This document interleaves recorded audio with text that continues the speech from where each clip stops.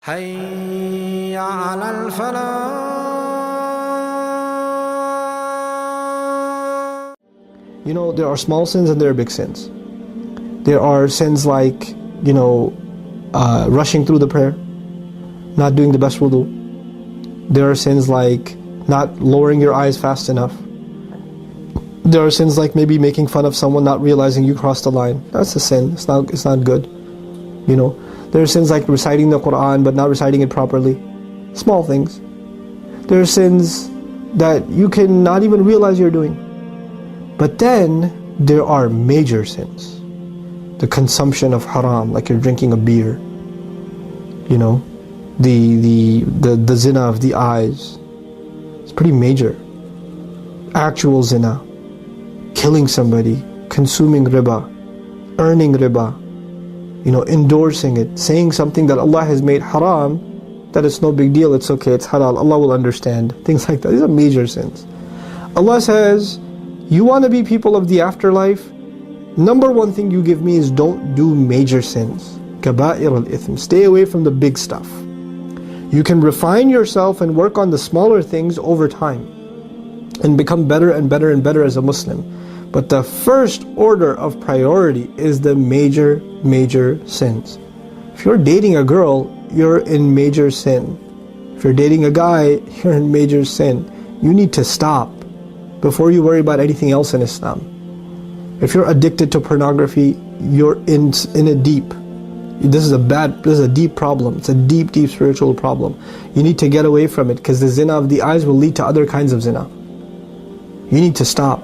That is the first thing you have to address. If you're addicted to alcohol, if you're taking drugs, if you're smoking weed, if you're doing pot, or worse, if you're doing this stuff, you need to stop. If you're stealing money from your parents, if you're stealing money from your job, you need to stop. If you're investing in what you know are haram industries, and you're making money in a way that you know is not permissible by our deen, and if you're even if you're like, oh, I'm in an innocent business, I'm in real estate, okay, that's innocent enough, but I rent out my warehouse to a club. Okay, you're not clubbing, you're just renting it out to them. You are perpetuating evil. You may not be the fasid, you may not be the corrupt one, but you are the cause of corruption. Without you renting it out, it wouldn't exist. So you're complicit. You're complicit in that. Stop doing the major stuff first. And then the second line of defense, personally, wal fawahish, all forms of shamelessness, you need to stop. And I particularly highlighted shamelessness as I was talking to you, dating, pornography, this sort of thing. Why? Because Allah took major sins and immediately after highlighted in particular, shamelessness and all forms of it. Any act of it, any manifestation of it, anything that takes you close to it, avoid it altogether. These are the things that we need to prioritize, and these are the goals you need to set for yourself.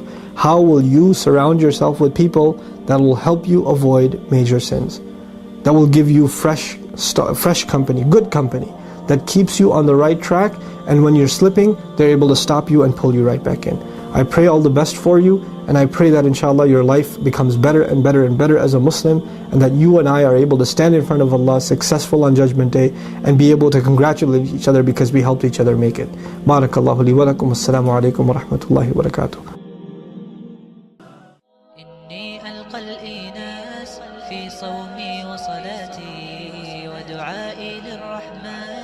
وجميع الطاعات